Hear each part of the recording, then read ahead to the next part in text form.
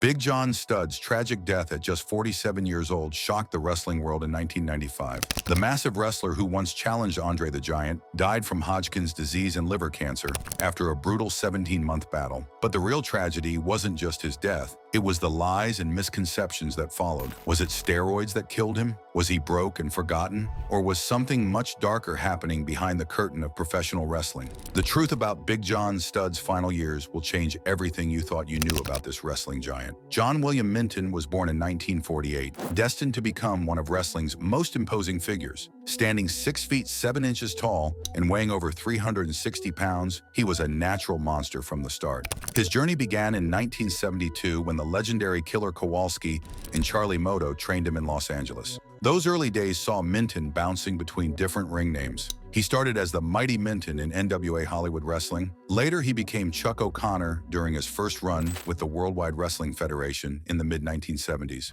But it was promoter Paul Boesch who gave him the name that would make him famous. Upon seeing the massive wrestler, Boesch reportedly exclaimed, "My God, you look like a stud." And just like that, Big John Studd was born. The wrestling territories of the 1970s were like a brutal apprenticeship program. Studd moved from region to region, learning his craft and developing his character. He captured various regional championships and formed successful tag teams. But this was just preparation for what was coming next. Everything changed when Studd returned to the WWF in late 1982. Managed by the infamous Freddie Blassie, he transformed into the ultimate monster heel.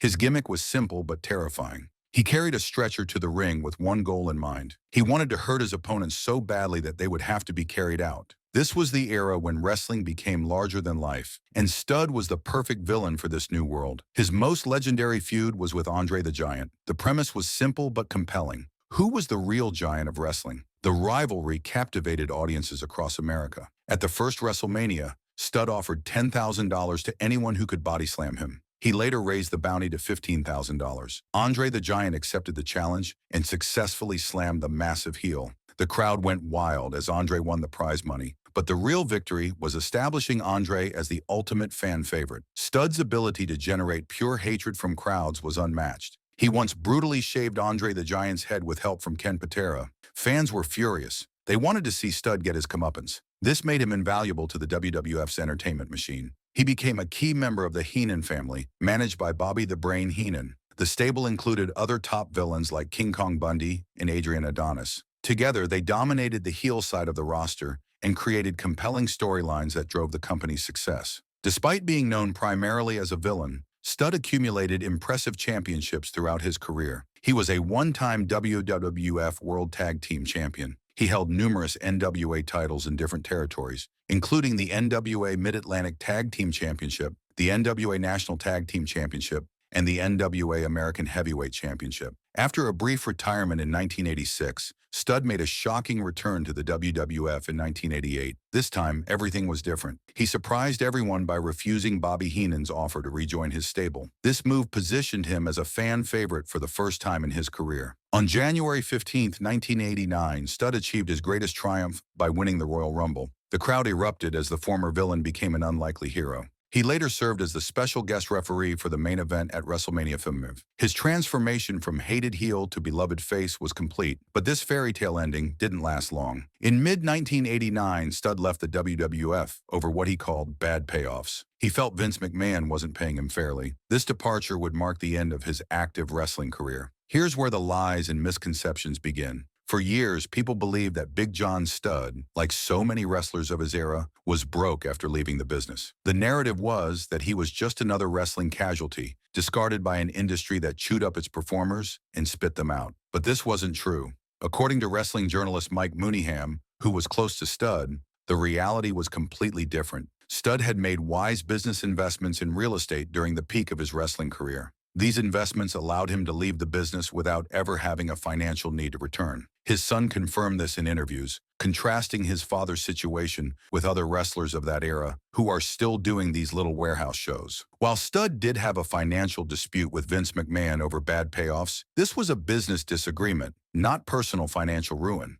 Studd also supplemented his income with acting roles in various television shows and films. He appeared in movies like The Protector and Harley Davidson and The Marlboro Man. Unlike many of his peers, he had successfully diversified his income streams. So if Stud wasn't broke, what was the real tragedy? The answer lies in the dark underbelly of the wrestling industry. The problem wasn't individual wrestlers making poor financial decisions. The problem was a system designed to exploit them. Professional wrestlers were classified as independent contractors, not employees. This meant they received no pensions, no company-sponsored health insurance, and no workers' compensation. The industry created this structure deliberately to avoid responsibility for its performers' well-being. The lack of a safety net wasn't an accident. It was fundamental to how the business operated. As the wrestling boom of the 1980s took hold, there was immense pressure for wrestlers to achieve and maintain larger-than-life physiques. The new era demanded merchandising opportunities, from action figures to t-shirts. To meet these demands and endure grueling schedules that could include hundreds of matches per year, many performers turned to performance-enhancing drugs. The industry's business model created a tragic chain of events. Performers were encouraged to alter their bodies for a demanding profession.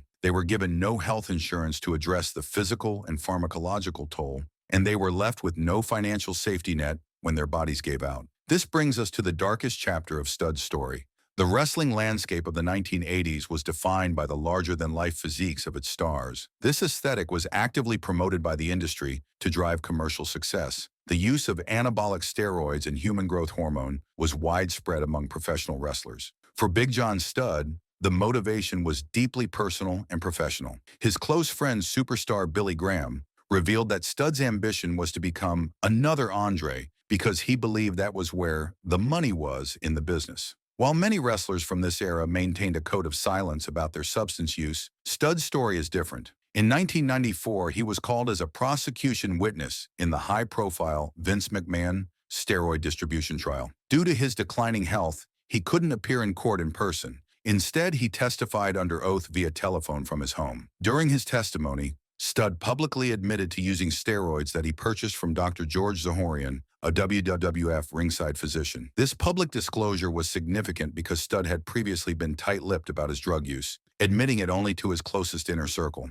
Superstar Billy Graham revealed a more troubling aspect of Stud's drug use. Stud admitted to using human growth hormone, believing it to be a safer alternative to anabolic steroids. This decision would haunt him later. After NFL star Lyle Alzado died and publicly attributed his fatal brain tumor to steroid abuse, Stud became deeply concerned about his own health. Graham recounts a chilling conversation where a doctor told Stud that his HGH use could have helped trigger the tumors that he had. This revelation showed Stud's own fears about the connection between his professional choices and his deteriorating health. The McMahon trial ultimately ended in an acquittal, but Stud's testimony provided a rare public glimpse into the drug culture that permeated the industry. The final battle began in late 1993 when Stud felt winded after a match and discovered a lump under his arm. He was diagnosed with Hodgkin's disease and liver cancer. The cancer briefly went into remission after chemotherapy, but it tragically returned with a vengeance. John Minton passed away on March 20, 1995, at the age of just 47.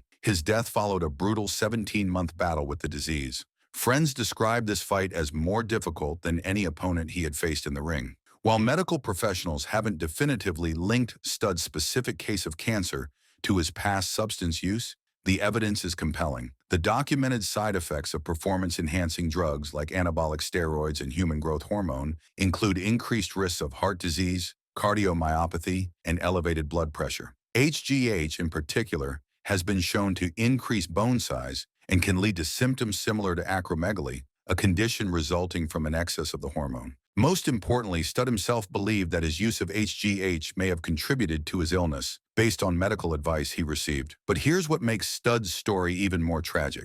Despite his fearsome wrestling persona, the man behind the character was remembered as incredibly kind and generous. His former manager and on-screen rival, Bobby Heenan, famously said that Big John Stud was too nice to be a pro wrestler. Friends described him as someone who made you feel like you had known him all your life. His personal generosity and loyalty were the traits people remembered most. Even during his final months as he battled his devastating illness, he took time to call his friend superstar Billy Graham to check on him while Graham was in the hospital. The wrestling industry that Stud helped build continued to profit from his legacy while he fought his final battle. He was posthumously inducted into the WCW Hall of Fame in 1995 and the WWE Hall of Fame in 2004. The Big Show, his on-screen successor, presented him for the WWE honor. His legacy lives on through his son, Sean Stud, who followed in his father's footsteps as a professional wrestler. But this continuation of the family tradition also serves as a reminder of the ongoing risks that performers face. Big John Studd's testimony during the McMahon trial was more than just legal evidence. It was proof of how deep the steroid issue ran throughout the industry. His willingness to speak publicly about his drug use, even while facing his own mortality, showed courage that extended beyond the wrestling ring.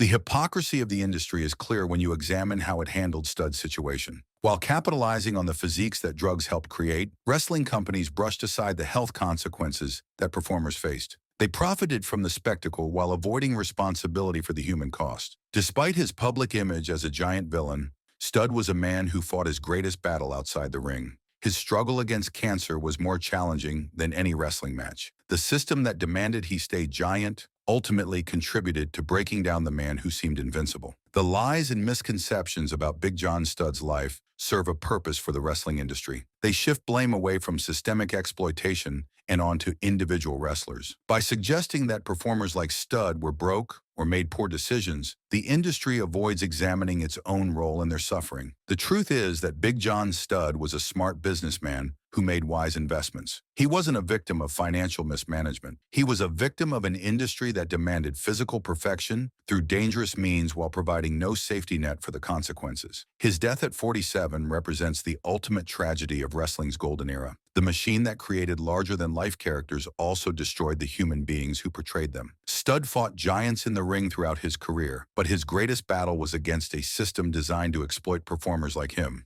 That's the battle he couldn't win, and that's the real tragedy of Big John Studd's story.